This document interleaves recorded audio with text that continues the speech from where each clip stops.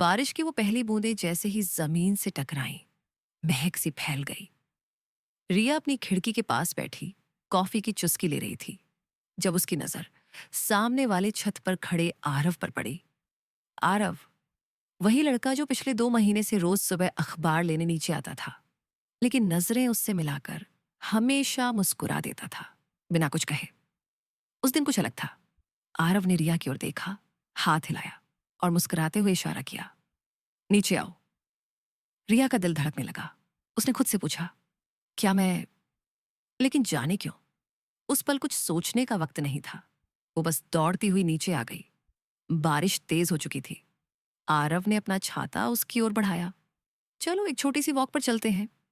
रिया ने हैरानी से पूछा, बारिश में? आरव ने हल्के से मुस्कुराकर कहा, प्यार की शुरुआत हमेशा किसी पागलपंती से होती है।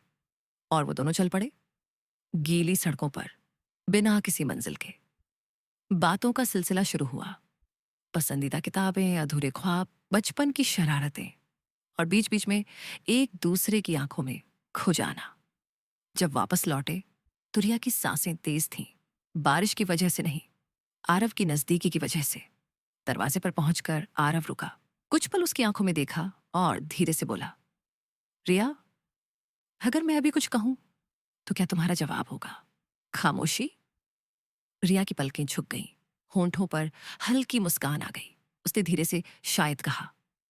आरव ने उसके गीले बालों को एक ओर किया और अपनी हथेली धीरे से रिया की पीठ पर रख दी।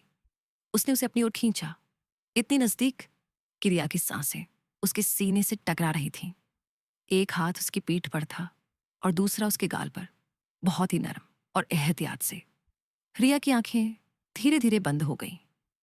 आरव ने अपना चेहरा नीचे झुकाया और उनके माथे टकराए। कुछ क्षण यूं ही बीते, सांसों की आवाज के सिवा सब खामोश।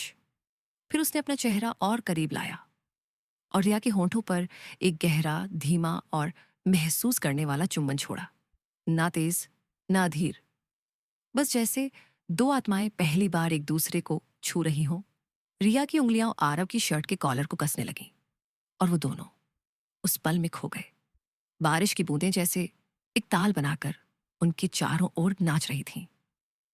जब चुंबन खत्म हुआ तो दोनों के माथे फिर से एक दूसरे से लगे रहे। आरव ने फुसफुसाकर कहा, मैं कल भी यहीं रहूंगा। रिया ने धीमे से जवाब दिया, और मैं भी। अगले दिन बारिश नहीं हुई, लेकिन रिया आई। इस बार छाता नहीं। आरव की बाहें उसकी पनाह थीं।